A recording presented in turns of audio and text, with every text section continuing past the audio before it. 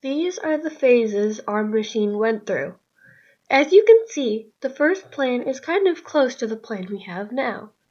The second phase, we had a cool idea of a ramp pulling down and then a marble rolled down it, but later gave up on the idea only because it was too hard to achieve. The last plan is the plan we have now. Nothing had changed. This is the worst trial we took. As you can see, the marble only hit a few dominoes, then rolled off the table. Looking at this video, the dominoes must have been in a position where the marble couldn't hit the domino. We fixed this later on by moving the dominoes to a better position for the marble to hit them.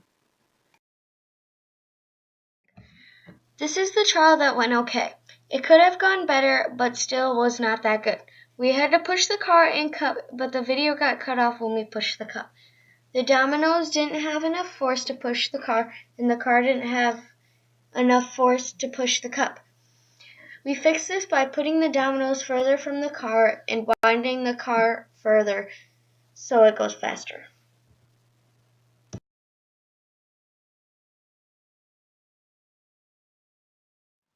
This was a great trial. It only needed one push, unlike the other trial. But even though it was great, the green car's side didn't work. The dominoes didn't have enough strength to push the car. The red car's side worked well, though. We later made the dominoes closer, but not super close, and also made sure the domino was able to push the car.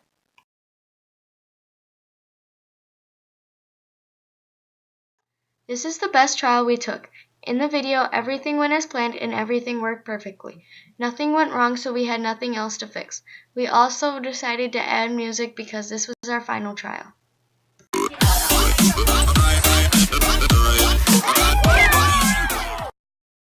This is our Tinkercad design.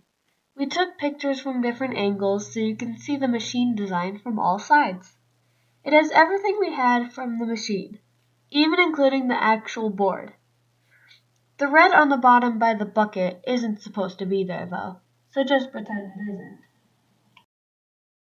Now for the thing you've been waiting for, Rube Goldberg's life and how he became the man we know him of today. Rube Goldberg was born on July 4th, 1883 in San Francisco. Rube Goldberg's real name was Reuben Garrett Lucius Goldberg, but I guess since it was such a long name, he was just called by a shortened version of his first name, Rube, then just his last name. Rube was the third of 7 children, 3 whom died, but his older brother Garrett, younger brother Walter, and younger sister Lillian also survived with him. At a young age, Rube loved to draw. He often traced things from magazines, newspapers, and many other things. At age 11, he even had gotten professional drawing lessons. Rube's father had inspired him to do engineering. Rube Goldberg graduated from the University of California in Berkeley with a degree in engineering. Later, he then got hired as an engineer by the city of San Francisco, but then eventually quit to become a sports cartoonist for the San Francisco Chronicle. But a year later, he quit to work for the San Francisco Bullet. The following year, he took a job with the San Francisco Bulletin, where he remained until he moved to New York in 1907, finding employment as a cartoonist with the New York Evening Mail. He had a total of 4 jobs, which were an American cartoonist, sculptor, news reporter, and engineer. Rube Goldberg got married on October 17, 1916 with Irma Seaman. They lived in New York City where they had 2 kids, George and Thomas. During World War II, Thomas and George had to change their surnames. Rube Goldberg insisted that only because of the amount of hatred towards his political nature of his cartoons. Thomas chose the surname George for his brother, and George, wanting to keep a sense of family kindness, chose the same surname as his brother.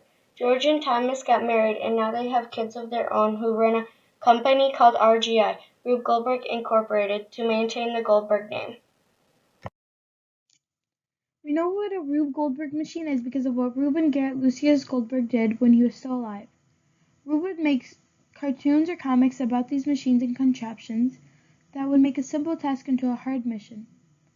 It would often have things knocking over other things, leading to more until it finally completes the simple task at hand. Rube's first drawing for inventions and the New York Evening Mail was a fruit that did not fall far from the tree. It was called an automatic weight-reducing machine, and the illustration was first viewed in 1914. The automatic weight-reducing machine was made up of a donut bomb wax balloon and a hot stove. Even though Reuben Garrett Lucius Goldberg died December 7, 1970 at the age of 87, we will always remember him as the Rube Goldberg that made cartoons, made simple things into a challenge, and the person who made Rube Goldberg machines possible.